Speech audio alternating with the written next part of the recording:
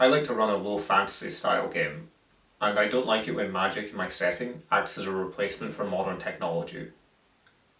In Dungeons and Dragons, there are spells for everything. Spells that create heat and light, spells that allow communication and travel over vast distances, spells that cure diseases and create food and water. And if we assume that these spells work in the fantasy world, as they do in our games, then they can have civilization-changing consequences. Today I want to talk about the spell Cure Wounds, and how I incorporated it into the world building of my setting. Cure Wounds is a spell that exists largely to serve a mechanical purpose. Combat encounters are highly random, and giving the players access to healing ensures that the adventure can continue even when they get rolled by goblins in the first room.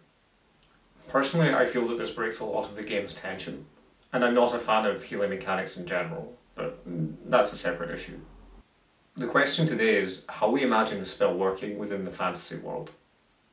If it can knit flesh and bones together and can stop bleeding, wouldn't the world be filled with hospitals staffed by clerics and other healing classes?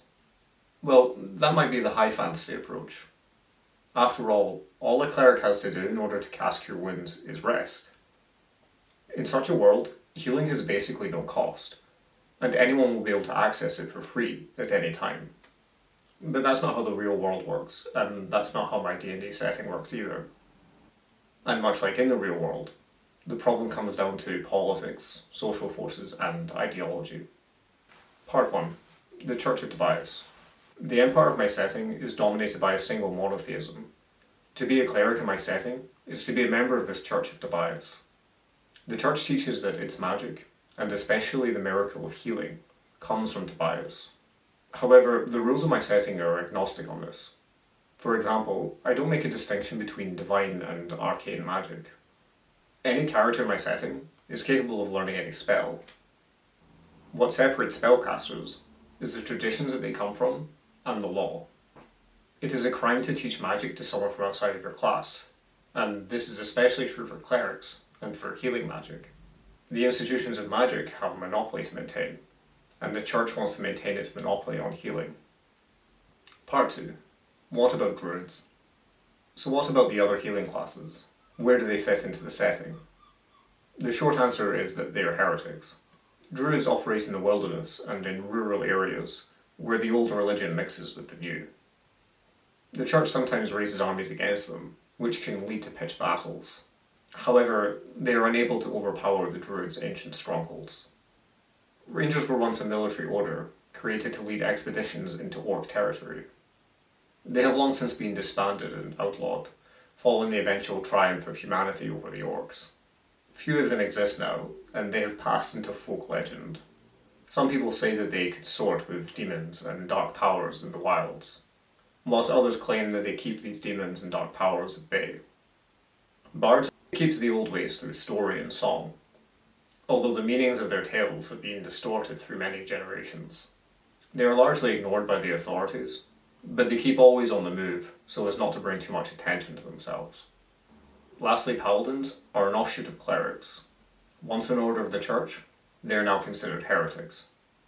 Paladins wander the lands trying to avoid the Inquisition, or find refuge in one of the more enlightened parts of the empire. Still, there are those in power who quietly sympathise them, and would like to see their order restored to the church. Part 3. So why no hospitals? So where does that leave us?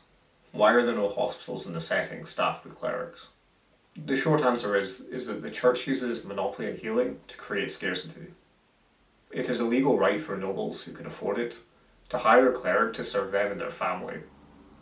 This brings great wealth to the cleric and to the church, and provides the church with influence in every major court and estate in the empire. As for a cleric who wants to join up with an adventuring party, they are free to do so, as long as the party is willing to make substantial contributions to the church. Conclusion. How does this work at the table? Ultimately, the players are free to play any class. I want to world build without restricting their choices or changing how the rules of the game work. And if the players aren't interested in the world building and don't want to engage with the themes of the setting, they are free to do so. So you're not going to be penalised for playing any class. But don't come to the king's court while shaped as a bear. That's just disrespectful.